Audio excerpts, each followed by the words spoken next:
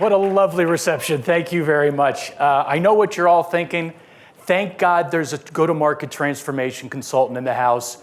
We can all breathe a little bit easier now. No, seriously, I love doing this stuff. I will tell you one thing. On the off chance that my 80-year-old mother comes in from the Chicago suburbs and walks through that door, this is a cardiology convention, okay? If anyone has a stethoscope, that would be really helpful as well. Anyway, I am thrilled to be here today to talk to you about something I know we all care an awful lot about, and that is making our channel partner reward programs as effective as possible. Now, before we dive into the nitty-gritty, I want to go through a quick definition. So a channel partner reward program compensates channel partners with tangible compensation or recognition for creating value in a manner that aligns with the supplier's objectives. And here's a really important point I want to make before we go too much further. Nobody out there's got a perfect channel partner reward program, so seriously, it's a constant evolution, it's a journey, and it's a journey of learning and improvement. So as I'm going through some best practices today, please don't sit there thinking, oh no, we're not doing that. So instead, think of it as a way to identify areas where you can improve and knowing that not everyone gets everything right. Okay, so we're going to get into a lot of detail about specific tactics and strategies, but at its heart, what we're really striving for with our channel partner reward program boils down to two key concepts: reward effectively and engage. And if everything we do ladders back to those two concepts, we're on the right track. So just to clarify a couple terms that I'm going to be using, when I say supplier, I'm referring to the company that originates and manages the reward program. So that could be a manufacturer, a software developer, really anyone that relies on partners to get to the market. And when I say channel partner, I mean the supplier's trading partner that is one step closer to the end user than the supplier in the value chain. So think of your dealers, resellers, distributors, agents, the folks on the front lines talking to your customers. Now, when I think about highly effective channel partner reward programs, I think about programs that engage partners in a way that exhibits 7 key characteristics. So for the rest of this presentation, I'm going to talk about each of these 7 key characteristics in order. But by the way, this is not intended to be a complete list of everything you need to know to build a channel partner reward program. It's just some highlights of areas in which I've seen some challenges. So let's start with the idea of being strategically aligned. So I'm going to spend the least amount of time on strategy, but I mention it because you can't have a strong commercial program unless you have a strategy that's solid enough to build on. So most clients hire me to help them with their commercial programs, so things like distributor reward, pricing and configuration, and sales effectiveness. But whenever I'm hired by a new client, one of the first things I do is I interview a handful of executive, product management, sales, and marketing employees, and I ask them questions like, why do people buy from your company? Or what are your strategic objectives? And when I get a bunch of weak or inconsistent answers, I know we have some foundational strategy work to do before we can build a strong commercial program, including channel partner reward programs. So a go-to-market question that I like to ask that builds on top of company strategy is, why do you sell indirectly and what do you expect of your channel partners? And I often don't get straight answers to this why question either. And again, you need to know all this stuff because building commercial programs have to be built on top of strong strategy. If you don't know where you're trying to go or why you're going there, doesn't matter how good your channel program is, it won't get you there. Okay, so enough on strategy. I want to go much further into the weeds when I talk about what it means to have a standardized channel partner reward program. So a few years ago, I was working with a $500 million industrial manufacturer of highly technical industrial consumable products. So they sold through about 100 different non-exclusive local distributors and one large national distributor that essentially acted like an online cataloger and sold over the web. So they started by putting a chart that looked a lot like this in front of me. They said this represents sales through distribution for the last 12 quarters. The sales of our local distributors, represented by the blue bars, are stagnant, while the national sales, represented by the orange bars, are growing like gangbusters. We want you to figure out what the national distributor is doing so well and help us do whatever that is with the local distributor. So I said, okay, that sounds like a fun project. So in my data request, I asked for all the agreements for every distributor. So 2 things really stuck out to me after I reviewed them all. So first, there were significant structural differences in the programs across distributors. So like things that were rewarded in one distributor's program weren't even in another program. Not a ton, but enough to make a difference in net price. Secondly, there were components that clearly rewarded larger players disproportionately, simply for being larger. So unfortunately, given the way everything was constructed and a long time horizon over which all these agreements were put in place, seeing these two issues was actually really difficult without doing this comprehensive analysis. But it turns out that the large national distributors contract gave them a net price after discounts and rebates that was about 15% less than the typical local distributor. Now, these were high dollar items, right? The differences were significant and they didn't go unnoticed. So the larger distributor was able to take share simply by offering the market lower prices on the same repeat purchase products they were buying from local distributors. They didn't have a superior value proposition, just better pricing from my client. So we designed a program that didn't reward size and was the same for every distributor. So that didn't mean that every distributor qualified for every part of the program, but they had the capability to do so. So before we launched the program, we scheduled an in-person meeting with a large distributor to explain the planned change, which would increase their net pricing significantly. When we met and we explained the new program, they said, look, we understand that you need to do what's right for your business. And as your partners, we're here to help you and support you in any way we can. Yeah, I'm just kidding. They were furious. They were furious. So they told us that if we went through with this program, a standardization plan, we'd be upsetting our biggest customer, and we could expect them to de-emphasize our products. We responded that we viewed them as a partner, not a customer, and that there's a big difference. But we understood there would be behavioral changes on their side as a result of the standard program going into place. We did it anyway. So here's an illustration of what the 12 quarters after the change looked like. So yes, the sales from the national distributor actually shrank a little bit, but business from the network grew overall, right? So getting this outcome wasn't easy. It took a lot of work, tons of design workshops, many conversations with and pushback from distributors, and lots of financial modeling. But the company also increased its average margins and reduced the complexity and cost associated with managing the program because standardization reduces workload once it's in place, right? But probably the most important thing is that they decreased the amount of leverage that any single partner had over them. So this varies by business, but when you have an individual partner that represents more than 10% or so of your revenue, you don't have as much control as you need to have, right? Okay. So of course, not all these standardization efforts succeed, and the most common root cause for these failures is a lack of leadership. So vision is critical, as is putting the right team in place to get there, and a willingness to make hard decisions that may not wind up with perfect results and may upset some people. And then sometimes you have to be willing to get creative. So here's an example of what I mean by getting creative. I have a different manufacturing client that had channel reward programs that varied significantly across partners, and my mission was to standardize them. So several of their larger distributors and buying groups had what they referred to as non-negotiable. So usually it was some low single-digit $1 rebate that was for some specific but often dubious reason. So an example customer requested component might be a 3% $1 marketing fund that all suppliers have to pay into. So when you're faced with something like this, you really only have 3 suboptimal options. So number 1, tell them you won't do anything outside of your standard program and decline to do business with them if they insist. Number 2, simply make a concession and add it to your standard program for that single partner. Or lastly, accept it for the partner, but adjust the standard program for them somewhere to compensate. So if you have the leverage, number 1's the best. Unfortunately, I find most of my clients do not have this kind of leverage or enough current business to pull this off. I don't like number 2 because you're simply giving away margin and potentially providing that partner with an opportunity to use price to steal business from other of your partners. I like number 3 when you can't do number 1. And let me show you the way we typically do that. So this is a typical net pricing sequence or a waterfall. So we have a starting price, sometimes called list price, and user price, MSRP, something like that. And from there, we take off the base discounts that every channel partner gets just for being a channel partner. And then we take off any earned or variable discounts they might get for doing something specific in our standard program, and that results in an invoice price.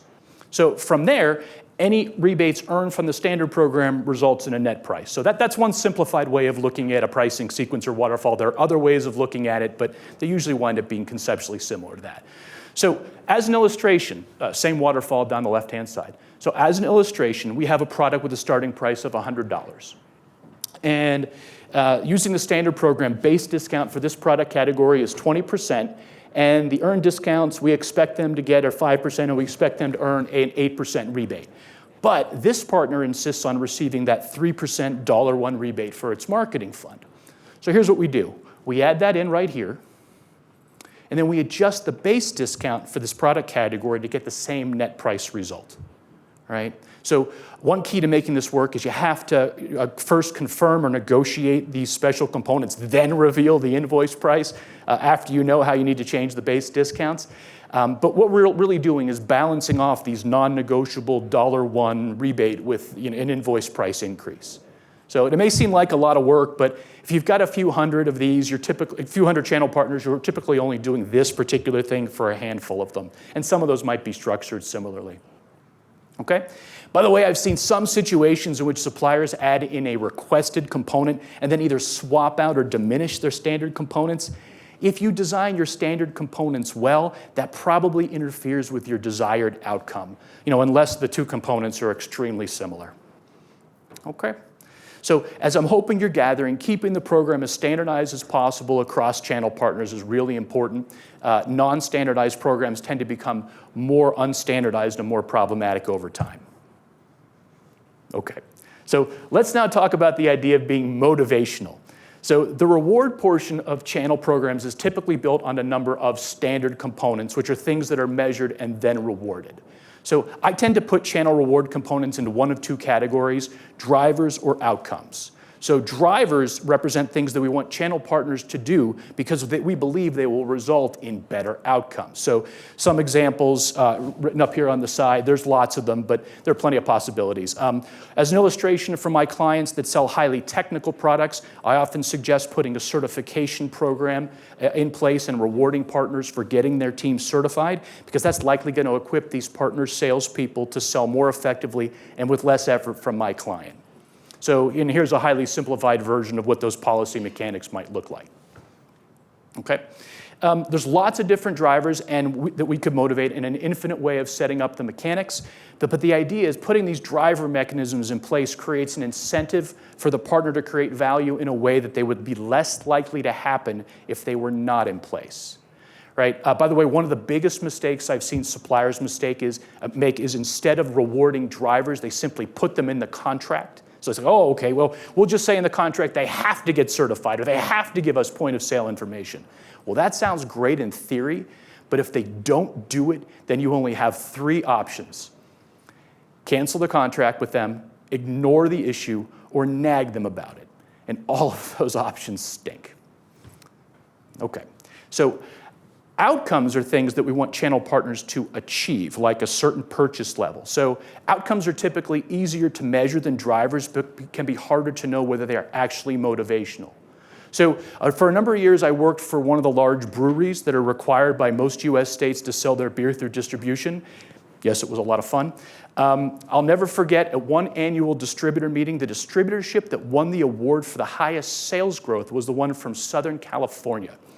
And they received a very nice reward, and the brewery team that worked with them also got nice bonuses. So after the meeting, I asked the brewery's local sales manager, what was the secret to being so effective in with all these programs that we had designed? And I expected him to say that, oh, we learned like a new way to engage with our distributors, and we came up with some kind of marketing program. But his answer was a little simpler. This summer was much hotter than last in LA. When it's hotter, people drink more beer on the beach. That was it. Right? No one, including the distributor, did anything special to achieve the sales growth. If it had been a cold summer in LA, no one in this territory would have gotten anything, right? Should they have rewarded that outcome? I don't know.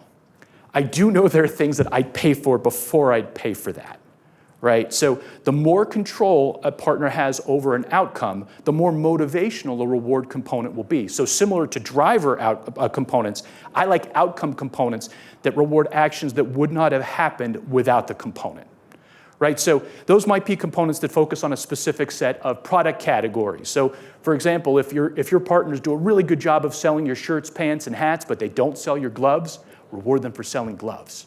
Right? Or it could be by a particular customer segment. If your partners don't sell into medical, create a reward for selling into medical. right? In other words, we're looking to put, these would be components that reward partners for changing their behavior in a way that would not happen without the component versus something that might randomly happen anyway, okay? I have another client that started off by selling products in a very focused set of categories. And over the last decade or so, they've been growing by acquiring companies that offer products in adjacent categories in an effort to sell a more robust portfolio, right? So, but their challenge is they sell exclusively through distribution, and the distributors tended to buy only a limited number of product categories from them. Now, these distributors tend to buy all these categories. They just buy them from other suppliers. So our challenge was to figure out how do we expand the number of categories that the distributors are buying from my client. So all else equal, my client would rather a partner purchase $100,000 in 5 categories than $100,000 in 1 category, because their underlying strategic hypothesis is that more categories purchased equates to more loyalty and more revenue growth, right? So we designed an end-of-year outcome rebate that rewarded channel partners for purchasing more categories from my client. And it looks something like this with a few threshold rules, right? The more categories purchased, the larger the payout. Okay. So, because while a partner can't 100% control how much of each category they're going to need, they have full control over which product categories they buy from which supplier. Okay. All right, let's talk about the idea of simple and mutually beneficial. So, and I want to start with the discounts versus rebates discussion. You'll remember the generic pricing waterfall I showed you before. I tend to prefer this version in which there are no earned discounts. So everybody in the standard program pays the same invoice price, and all the variability comes through earned rebates, right? And there are 3 primary reasons that I prefer doing everything as an earned back-end rebate versus a discount. So first, suppliers can be sure something was actually done before paying for it, right? Second, relationship-wise, it's a lot easier to not pay a rebate than it is to take away a discount, right? And third, rebates can more easily apply to a relationship more broadly versus a discount tends to apply mostly to a transaction. So like, it would be kind of strange to do a growth discount, although I've seen companies do it, right? So, of course, your partners may prefer discounts over rebates, usually for the opposite of the reasons I just gave you, or for cash flow reasons, or for trust reasons, so you have to account for that. A few times I've built programs that start as heavily discount-oriented, but they transition to being mostly rebate-oriented over time. We wanted to manage the increases to the invoice and not hit people with huge price increases all at once. So one last thing I want to mention on the rebates versus discounts discussion. While it matters whether you choose to utilize a rebate versus a discount, it's more important that you're rewarding the right underlying behavior. Okay. I think he said that. I'm not 100% sure. So now, whenever you want to deploy a new program, it needs to be explained to the channel partners, and that can be difficult. So besides the fact that the program might change a channel partner's net price or make them less competitive versus other channel partners, the main piece of pushback I typically get is something like, I don't want to have to do all this stuff. You've made this too complicated. Just keep me at our current pricing and we'll be fine. So assuming we have kept this relatively simple, my counter is typically something like this. Yes, there's a bit of math here, but those details are for our back office. And we'll track all that and we'll make it visible, right? But the program is simple. If you get your team certified, take us out to see customers, give us point of sale information, and grow your strategic product sales, your net pricing is going to be roughly the same or better than it is now. Is there anything we're asking you to do that isn't mutually beneficial for our partnership? And that usually quiets the pushback, provided that net pricing isn't changing too much. Okay, let's talk about the idea of alignment with pricing. And I'm going to start by talking about some things that I think a lot of you already know, but bear repeating. So I'd say that half the time that clients ask me to help them with pricing strategy, I tell them we need to fix their pricing model first, because we would have a lot of trouble implementing a new strategy with the model they have. So ideally, every product has exactly one specified price, that's the list price or the starting price, and then a set of broadly applicable rules and hierarchies are used to calculate invoice prices across customer and product hierarchies for both direct and indirect sales.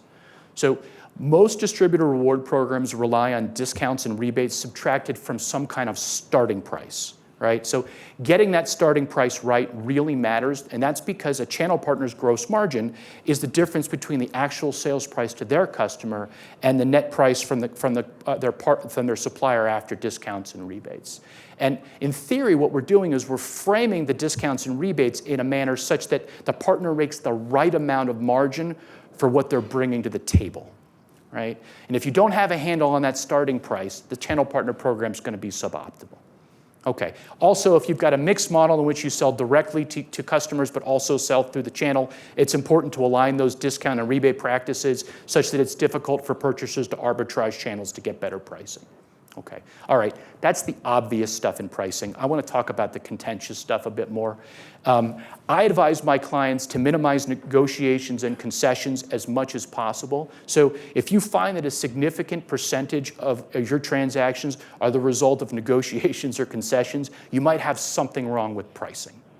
So especially when you sell through the channel, a constant willingness to negotiate only promotes more negotiation, but sometimes it makes sense. So special pricing agreements are agreements given to channel partners to lower pricing for a specific reason. So typically it's for a specific single customer of theirs that has unique circumstances. The most common reason is we think they're going to buy an awful lot and we need to be more competitive, right? That's the most common reason. So many companies have processes and tools in place for this, but their business practices are lacking. So I'm going to talk through 5 best practices for getting the most out of your special pricing agreements. So number 1, set strategy and decision criteria in advance. So before a SPA request is even made, you should know whether and how much of a price concession you're willing to offer based on various factors. So deal size is an obvious criterion, but other elements such as product mix or competitive landscape may also enter into the equation. You establish these guiding principles in advance to reduce subjective decision making. A common pitfall I've seen is exceeding guidelines because an account is deemed strategic, usually by salespeople. It's sort of like, oh, it's critical that we're in this account. It's so visible and it's going to lead to other good things. It's not just about this sale, right? Maybe, but my experience is that a lot of the contribution margin of a lot of those accounts is really terrible, and the benefits from a strategy perspective are often hard to calculate. Okay, best practice number 2, utilize percentage reductions from current pricing. You should only be willing to take a SPA as a percentage off whatever your current price is, so that the effective price will vary as standard pricing changes. Don't do any price overrides, and don't set as a percentage off a list price that doesn't change. And this is due to Newton's first law of pricing. A SPA in motion tends to stay in motion. So SPAs tend to exist for much longer than the original term, and a deal that isn't constructed as a percentage off the active price tends to look less attractive over time. When I counsel clients on this, I'm often told not to worry because they'll renegotiate when the contract ends. That's not been my experience. And sure, the market may push back on this approach. I didn't say any of this is going to be easy. Right? Okay. Best practice number 3, prioritize off-invoice versus on-invoice adjustments. So for SPAs, off-invoice rebates are almost always better for suppliers than on-invoice discounts. Some organizations, by the way, call this ship and debit. I prefer this for 2 reasons. When you're selling indirectly through a channel, a rebate allows you to request information like a point of sale report from your channel partner confirming where the sale is coming from, so you know the concessions being given for the appropriate account. And then it allows you to ensure thresholds are hit before granting the concession. So if you set up your SPAs correctly, you don't have to pay out until the reasons you agreed to the SPA in the first place have been achieved. Okay? All right. Again, some market players may push back on this. Hold firm when you can. You know, I never said any of this is easy to get done. Best practice number 4, get the right roles in the approver positions. So typically that means someone who understands the market and whose incentives are aligned with those of the company.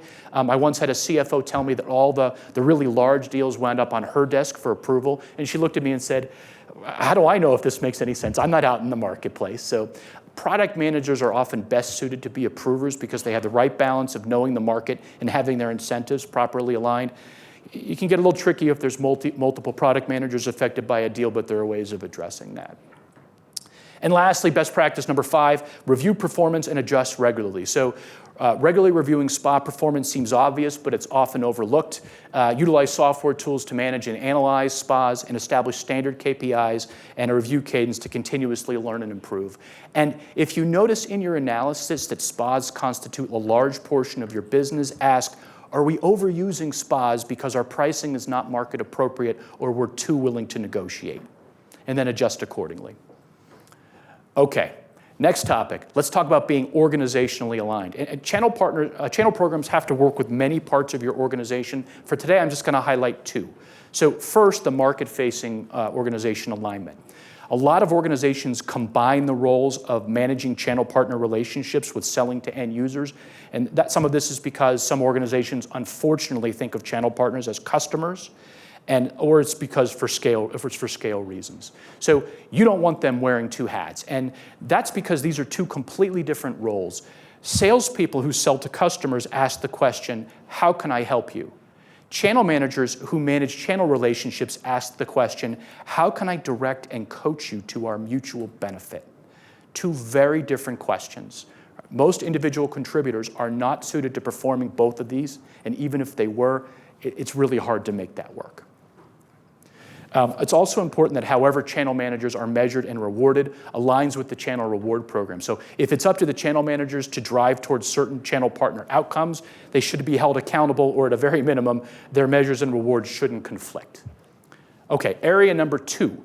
If you need to have finance or accounting position to manage the program and analyze performance. If you're heavily rebate-oriented, you need to manage those. I've had clients tell me like that they felt like they had to use discounts because they weren't equipped to manage rebates. So, and it goes without saying, but with like a tool with Enable, finance teams on both sides don't need to work as hard and they'll make a lot fewer mistakes. Okay, we're coming up on the home stretch, last section. So, collaborative. Let's talk about being collaborative. So from a supplier's perspective, one of the major reasons for implementing a program like this is to implement a framework that creates a reason to collaborate with partners. To all the parents of teenagers out there, I'm not sure you've ever had this experience. The other day, I had a rare sighting of our younger son in our kitchen, and I said to him, hey, buddy, would you like to hang out with me tonight and maybe play a little ping pong? And he looked at me and he said, oh, no, man, I'm good. And he just walked back up to his room. I'm sure I just sat there dumbfounded. I mean, how could I not be fun to hang out with when I'm dropping all these pearls of wisdom, which is exactly what most teenagers are looking for. But anyway, that's not acceptable from channel partners. They must be willing to engage with you on the partnership, or they just can't be in your program. But you need to foster the engagement. Okay? So I'm an engineer originally. Some of you may have guessed. So a lot of my clients tend to be manufacturers of technical products. So every time I have a new client that wants me to help them with a commercial program, one of the first things I do is go for a ride in the field with the manufacturer's salespeople to understand those relationships. And if it's a manufacturer that sells through distribution, we'll often have a local distributor rep ride along with us to see customers. Right? So in the past, when I visited customers with the distributor rep would typically graciously introduce us and tell the customer about all the wonderful things my manufacturing client was doing, and we all looked like a team. But about 10 years ago, one of those distributors asked me to do a commercial project for them. And I started by doing what I always do, going out with salespeople and seeing their customers. And one takeaway hit me right in the face. They don't care what they sell, especially the boots on the ground. So as a consultant to manufacturers, I sort of knew this intellectually, but until I went out in the field with just the distributor reps, I didn't actually understand it. So when clients come to me a few years after we implement a new reward program and they tell me that while some distributors are heavily engaged in the program, others don't seem to care, I tell them, you gotta make it easy for them to care, right? So most suppliers with reward programs meet regularly in business review sessions with their distribution partners, and they talk about topics like key performance metrics, whether they're rewarded or not, relationship logistics on things like inventory, marketing programs, open houses, et cetera, or feedback on the manufacturer's products or something they're doing. But the really good organizations provide coaching to their channel partners to get them to engage. So as an example, we don't say, well, you're behind on strategic product sales. You need to sell more of those. We say, hey, I noticed you're a bit behind target on strategic product sales. I want you to get your rebate. I've identified 5 customers that I think are good targets for these specific products. What kind of support would you need from us to approach these companies, and what's the best way to get an action plan in place? Engaging with distributors effectively requires channel managers to be coaches and good business people. So it also requires them to prepare diligently for meetings, because it's not as simple as pulling a report to discuss. The channel manager needs to know the partner and its market before walking into the meeting. Okay, and I'll say this again because I think it bears repeating. Channel management and end user sales are 2 completely different roles. Okay, as I said at the start, this is a journey to an ever-evolving destination. Nobody gets all this stuff right, and there's no one right way to do all this. But if you're thinking that you might want to assess the effectiveness of your current program, a good place to start is to ask the reverse of the strategy questions I outlined at the beginning. Does our reward program drive our channel partners' behavior in a manner that supports our strategic objectives? And if the answer is no, we have people waiting in the wings to help you figure it out. All right, well, thank you for your time. I appreciate it. Did you want Any questions from the group? Things you're interested in? Young man in the brown jacket back there. Vigan. She's coming. Thank you. Thank you, Bart. One of the things that often crosses my mind is being the department or the folk who have to calculate whether to dispose of the rebates. When you go to a off-invoice rebates. Like a spa model, how do you justify, or how do you kind of approach management as it relates to the different cost of serve that is involved with that? So because sometimes it requires an enable platform or some other things. So have you gone through? Well, I mean, it all comes down to the value proposition of switching from discounts to rebates, right? You have to explain the effectivity of the program, that I just can't do this as a discount, or it's really suboptimal, because then I have to have this conversation with my valued partner that says, oh, you were getting 28% off last month, now you're getting 24. Like that's you have to explain the value of doing that. And then we also want to do some things that aren't possible in discounts or really hard to do in discounts. But I mean, if everything you could do, most of my programs are mixed. Like very few of the programs have. Very rarely, all this is aspirational, by the way. We're all trying to push towards this stuff. Very few of these programs have like rebates only. I've gotten there a couple times, but not every time. But it's how do you get there? You have to explain the value of doing it, right? And if you can't make, I would suggest if you can't make a valuable case for why it needs to be done that way, it shouldn't be done that way. Good question. Other questions? Anyone want to argue with me on anything I said? I love that. No? Question up front? My hope is that the next question is all the way over here. Thanks. So you mentioned earlier quickly that in the before times when you weren't doing rebates and you were doing these discounts, they were winning on price versus value. And I think it's a really important point to talk about when they were lowering the price and they were just offering the lowest price. What some of the impacts could be with the market, price war. So could you just talk a little bit more about when you say winning on price versus value? Yeah. When I'm talking about that, what I'm referring to is not really about discounts versus rebates. So I'm talking about the net price, whatever it is. So whatever, after all the discounts and then after all the rebates, whatever that is. The example I was giving of that industrial products company, the flow goods products company, was this company had given this large distributor, because they didn't understand how distribution worked. They gave this large distributor an enormous benefit. And they said, well, they're a big customer, which they should not have said, that they're a huge customer, so they deserve a better benefit. And what that allowed this company to do was to start a price war. And since these were, in that particular example, since these were recurring purchases, they let one of these little companies do all the work to sell it. And then they'd say, hey, I can get you this for 20% less. And they just took all the revenue. That's exactly what they did, and we put a stop to it, and that's why they were so mad. But I appreciate the question, because one of the most important things and one of the biggest arguments I get into with clients is you got to give everyone the same program. Too many bad things happen when people have different programs. Even if you think they're similar, they're often not. Things are happening that you don't even really understand. And I know that's aspirational. It doesn't happen that way. Every client I work with has 20%, 80% of their business goes through 20% of their partners. And that's just the Pareto principle law of nature of the way these things work. But you got to aspire to having the same program, and whatever you do. Like I've written programs where they weren't.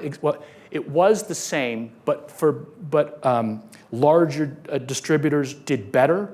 But we structured it in a manner so they couldn't use it for price, right? They only got something when they hit a certain threshold, and it was done in a way that it was only based on the amount over a threshold. Like, I didn't want to do it, but we got in sort of a real situation where, someone said, we're the biggest and, we're the best. The most important thing in a lot of this stuff is don't let your partners compete with each other on price. Like, that's just bad for you. It's just really, really bad for you. Great question. Thank you. Thanks.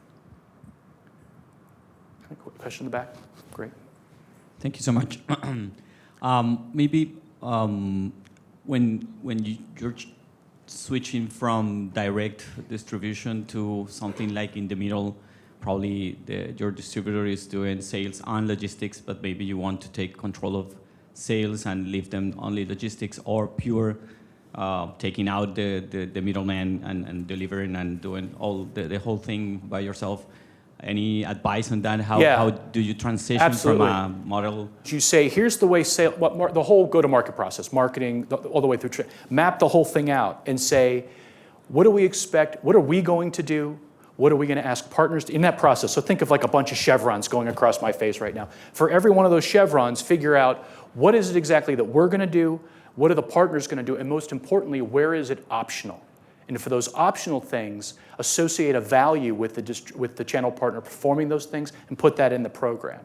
So if I'm willing to take on inventory and we've decided, so if the supplier has decided that a partner taking on inventory is a good thing, it's not always, by the way, but if they've decided that it's a good thing for them to take on inventory, there's an investment there for them to make, right? Well, that should be rewarded in the program. People who take in, you got to have rules around it, Usually there's a number of terms, whatever parameters you want to put around that. But map out the process and figure out where you want to be, where you want your channels partners to be, what's optional, and what you're willing to pay for the optional stuff. So I've done things like, you got to find proxies for some of this stuff too. Like, for example, if we want sales, if we want the channel partner to be more involved in the sales process, well, it's kind of hard to measure that. So the way I've done that before is with certification programs, because I know that if we get a certified partner, they're more likely to take up more of the sales process than one that's not certified on average. Does that make sense? I hope that's helpful. Yeah. Other thoughts or questions? Great. Well, thank you all for being such a good audience. I appreciate it.